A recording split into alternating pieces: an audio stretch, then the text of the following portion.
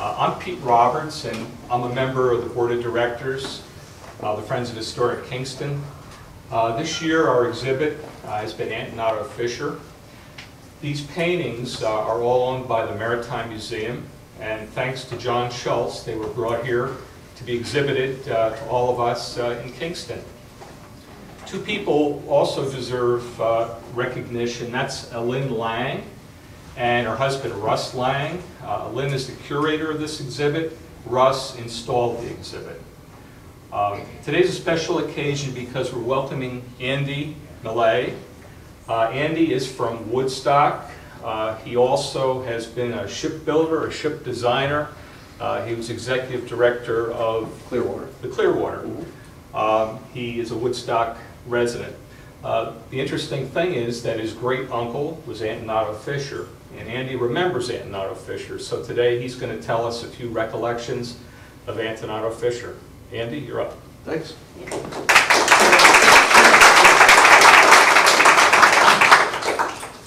Okay, a couple of ground rules. Very fierce ground rules. One, I welcome interruptions.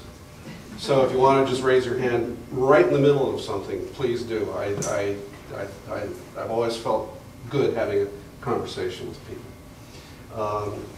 And two, there are no ground rules. So,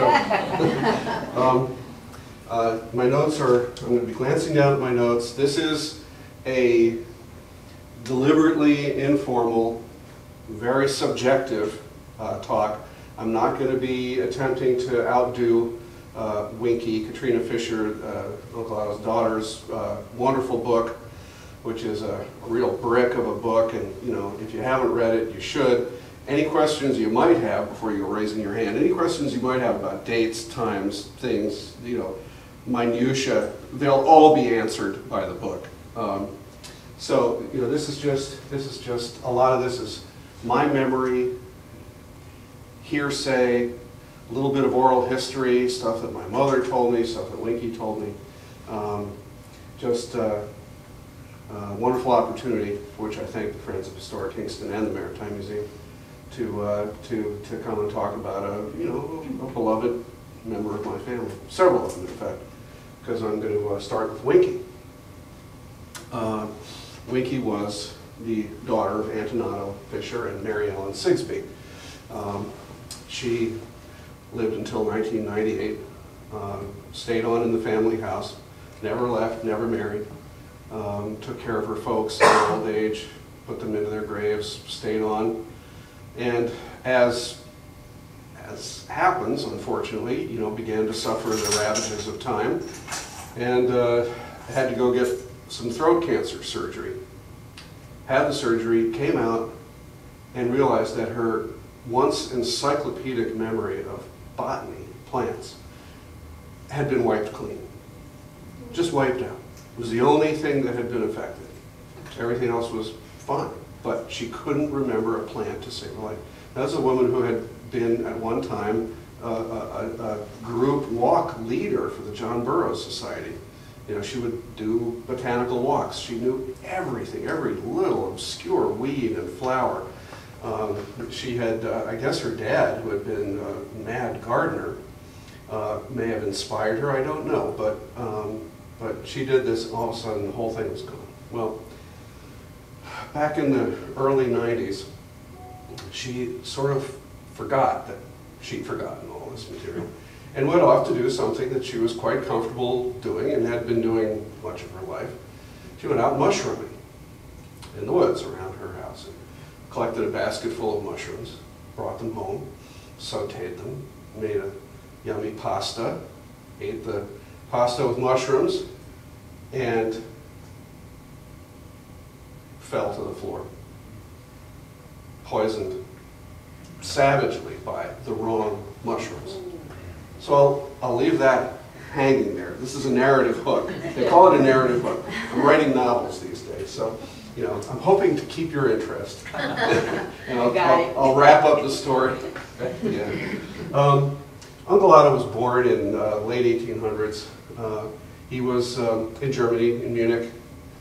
He was remanded under some circumstances that the book will explain to an orphanage where the good news was they taught him to play the piano. He played the piano till the day he died, very nicely.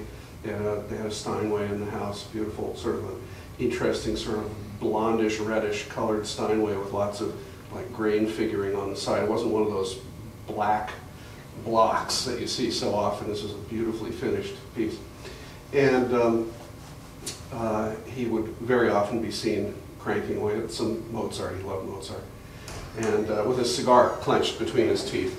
Quite a picture.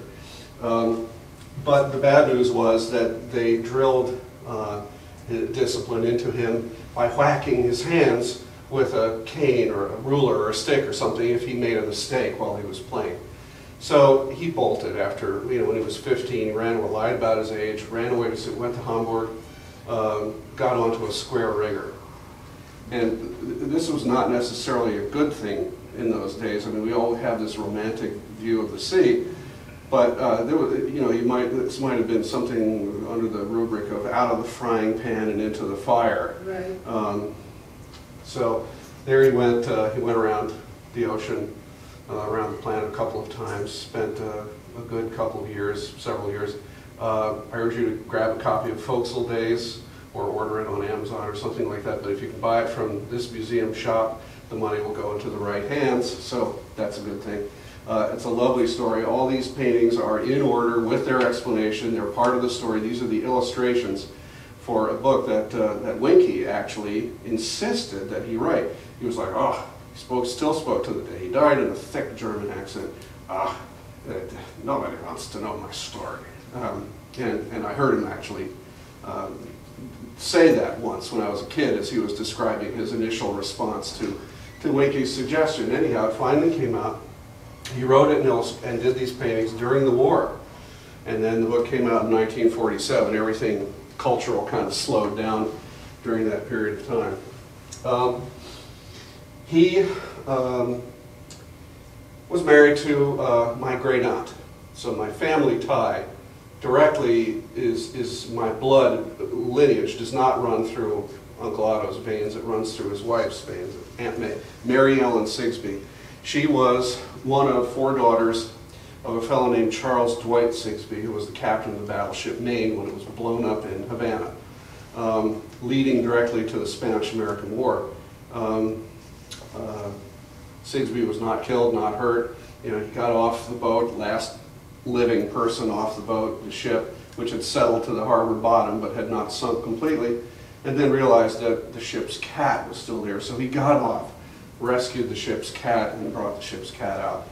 He had a piece of the telegraph cable, supposedly, through which he sent messages to the War Department, the State Department, saying, do not read anything into this. We might have blown ourselves up. Happens all the time with these coal-burning ships. The people that worked and lived in these ships were used to walking the passageways like this, just dragging their fingers along the bulkheads and walls to see if they felt little pockets of heat, because coal is notorious for spontaneously combusting. You get the coal over the years, it sits there in the bunkers, dust collects, and it gets wet, it'll spontaneously combust. So there was a possibility that a coal bunker right next to the ammunition magazine went up. He tried to stop everybody from going to war. This put him firmly in the wrong column, and so he became sort of the martyr hero. Dewey became the hero. But nevertheless, Sigsbee's reputation was golden throughout the country. All the daughters went to the best schools, including the next generation. My mother went to all the best schools, no charge, because she was Sigsbee's granddaughter.